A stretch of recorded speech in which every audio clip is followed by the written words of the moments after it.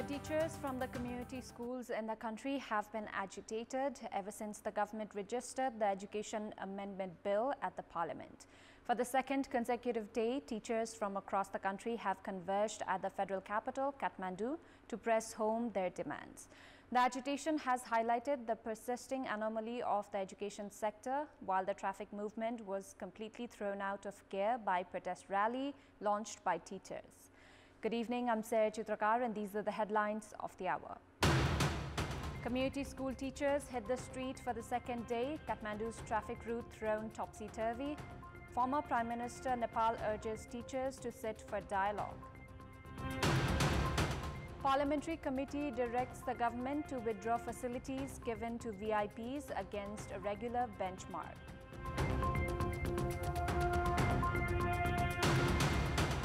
India-Canada diplomatic spat deepens as India issues travel advisory urging its citizens to remain vigilant in Canada.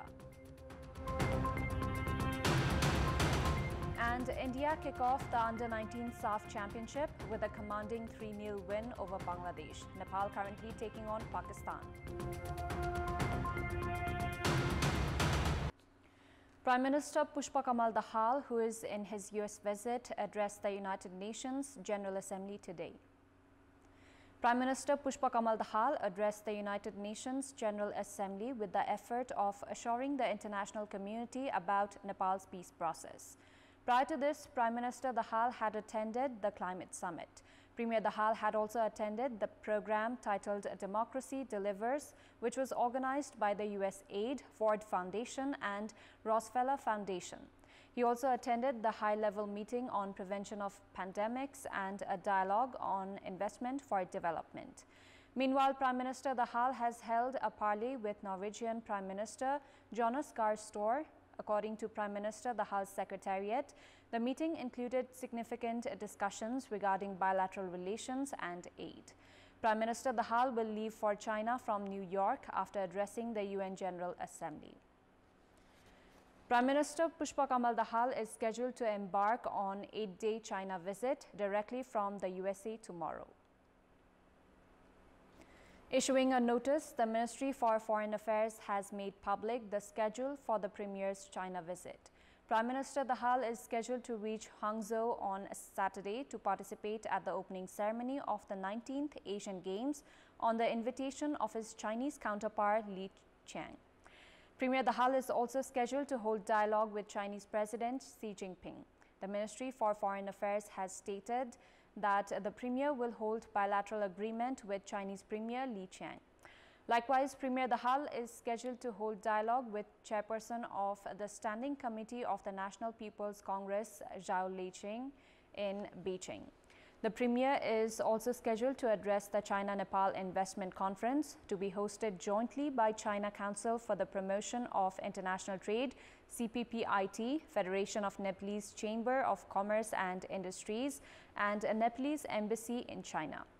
The Premier is scheduled to visit Chongqing Municipality in China to observe the agricultural and industrial development. Likewise, Prime Minister Dahal will also visit Lhasa in Tibet Autonomous Region that shares its border with Nepal. Premier Dahal is scheduled to return on the 30th of September. Community school teachers who have closed the schools and are agitating have continued their protest today as well. Hundreds of teachers had attended the protest that was carried out between capital's Maitigharh and Baneshwar area. Scuffle between teachers and police during the protest had been reported. The scuffle had occurred after the police tried to prevent the agitating teachers from entering restricted area. The teachers have been expressing resentment over the education bill. The teachers that have hit the street under the leadership of Nepal Teachers Association have warned to continue protest until their demands are fulfilled. All the community schools across the country have been closed today as well, as teachers have reached Kathmandu to launch protest. Vehicular movement around Maitigharh Baneshwar area was largely affected today as well due to the protest. A meeting was held earlier today at Singadarbar between Minister for Home Affairs, Minister for Education and representatives from the agitating teachers regarding the demands of the protesting teachers format of their protest and concerns regarding peace and security.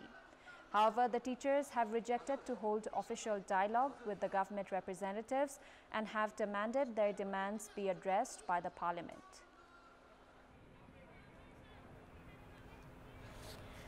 The State Affairs and Good Governance Committee of the Parliament has directed the government to scrap facilities provided to dignitaries against the criteria. The meeting of the committee held earlier today directed the authority to withdraw security guards, drivers and domestic aids provided to government officials. The committee has directed to transfer the staff to other entities. Likewise, the committee has called on ministers and other government officials to return state facilities if they have been receiving more than permissible by law. Likewise, the committee has drawn attention towards failure in implementation of government decision to open administrations that provide essential services during public holidays as well. Meanwhile, Home Minister Narankaji Shrestha claimed that political interference in promotion and transfer of police personnel had dropped to what he said zero. During the meeting, Inspector General of Police Basanta Kumar stressed on the need to form Financial Crime Bureau. He said that 25% of police complaints in recent times were related to financial crimes. The committee has summoned the Home Minister and the Inspector General of Police to discuss on the contemporary issues. CPN Unified Socialist Chairperson Madhav Nepal has said that the ongoing teachers' protest must be resolved through dialogue. After conclusion of the oath-taking ceremony of the elected Central Committee members of the party at party office in the capital's Min Bhavan, Chairperson Nepal said that the protest must be resolved through dialogue. He called on the agitated teachers to participate in a negotiation with the team formed by the government and put forth their demands in an appropriate manner. He said that the flaws in constitution and laws must be addressed through dialogue. Leader Nepal urged school teachers to consider the impacts of the ongoing protest on students and called on the government to address legitimate demands made by the teachers. Around 1,200 Muslim pilgrims are projected to visit the holy city of Mecca in Saudi Arabia for Hajj next year. The Saudi government has allocated the quota of 1,200 Muslim pilgrims from Nepal this year as well. Following the allocation of the quota, the Hajj Committee under the Ministry of Home Affairs has called for application for those aspiring to embark on the spiritual journey in 2024. Muslim devotees who are interested must fill the application form and file an appeal at the District Administration Office in the area of their permanent residency. The Nepal Hajj Committee has made public the application form through its website. Along with the application voucher of payment of 150,000 rupees in first installment must also be presented. According to the acting chairperson of the Hajj Committee, Maqbul Mia, the application must be submitted by 17th of October.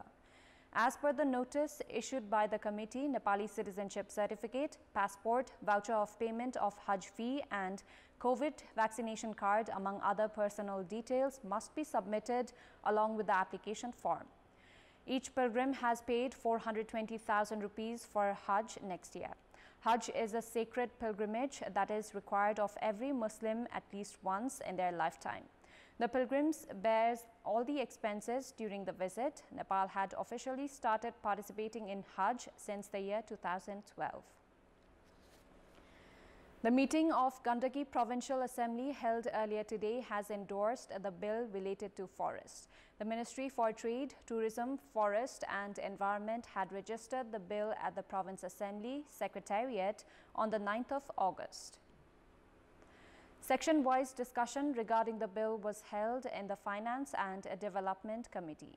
Province Assembly Speaker Krishna Prasad Dhital said that the bill has been endorsed with majority earlier today.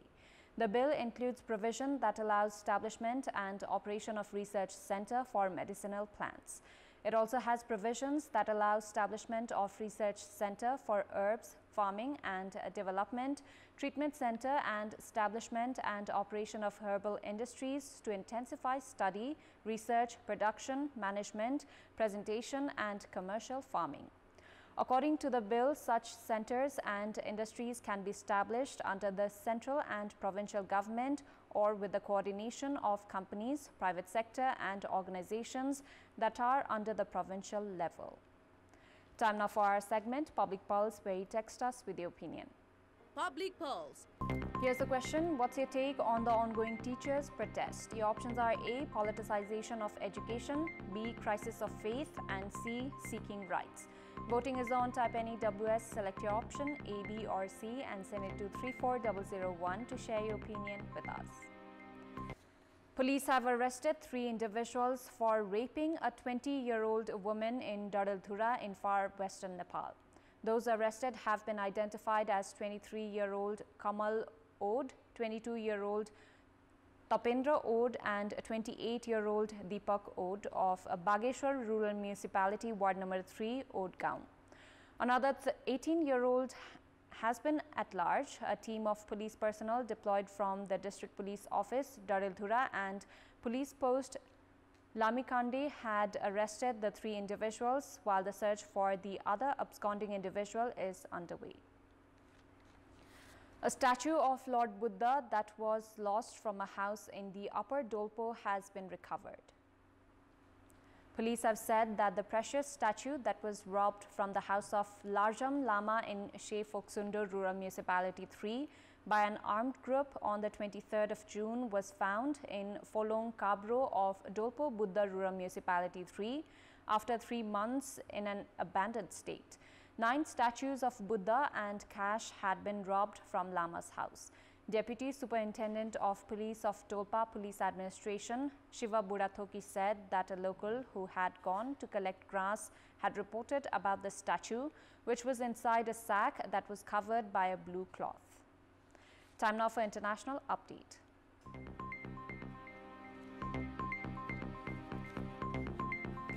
India has suspended visa services for Canadian citizens amid an escalating row over the killing of a Sikh separatist on Canadian soil.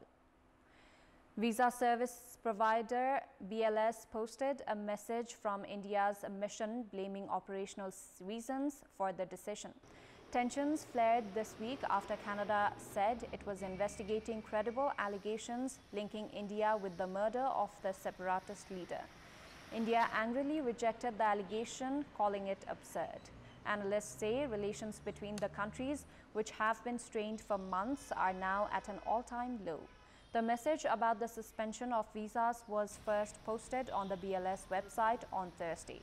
The move comes a day after India issued an advisory urging its citizens traveling to or living in Canada to exercise utmost caution in view of the growing anti-India activities and politically condoned hate crimes and criminal violence in Canada. Canada has 1.4 million people of Indian origin, making up 3.7% of the country's population, according to the 2021 census. India also sends the highest number of international students to Canada in 2022. They made up 40% of total overseas students at 320,000. Ukraine destroyed state-of-the-art Russian air defenses in Crimea and captured 2 key towns near the eastern city of Bakhmut in the 82nd week of the war. Ukrainian forces may also have put 3 modern Russian warships out of action, demonstrating an increasing ability to attack enemy assets at range while maintaining the momentum of their territorial gains. Russia carried out its biggest missile attack in weeks across Ukraine on Thursday, pounding energy facilities in what officials said appeared to be the first salvo in a new air campaign against the Ukrainian power grid. The war at sea has escalated since July 17. Ukraine used unmanned surface drones to damage the Kerch Bridge, the second time it succeeded in doing so, connecting Ukraine's Crimea Peninsula, which was annexed by Moscow in 2014, to the Russian mainland. Russia pulled out of a UN-backed agreement in July that had allowed Ukraine to export many thousands of tons of grains from its blockaded Black Sea ports. After pulling out of the deal, Russia warned that it would use its naval power to stop Black Sea exports by Ukraine. In the meantime, United Nations Secretary General Antonio Guterres urged efforts from all sides to prevent further escalation of the Russia-Ukraine tensions at a Security Council open debate on the Ukraine crisis yesterday. Speaking at the debate on maintaining peace and security in Ukraine, Guterres urged countries to recommit to their obligations under the UN Charter and use the full range of diplomatic tools that it provides. Before wrapping up, here's a look at the top stories once again. Community school teachers hit the street for the second day. Kathmandu's traffic route thrown topsy-turvy. Former Prime Minister Nepal urges teachers to sit for dialogue. Parliamentary committee directs the government to withdraw facilities given to VIPs against regular benchmark.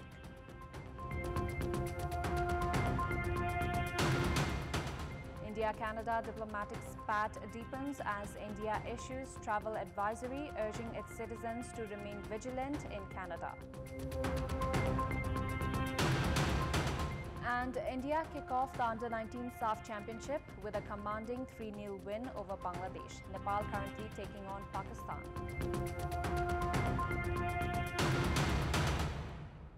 That's all for the moment. Thank you for watching. Bye for now.